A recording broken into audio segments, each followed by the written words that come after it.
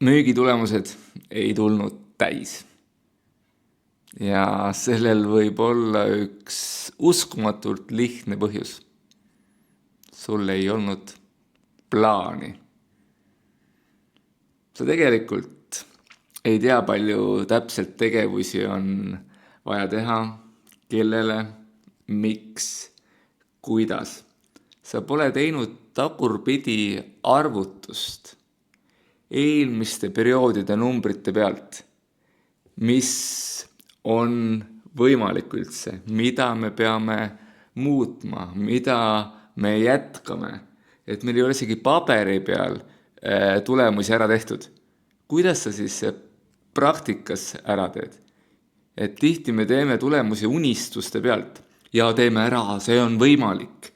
Aga kui data seda ei toeta, miks järgmine kuu äkki tulemused ära tulevad?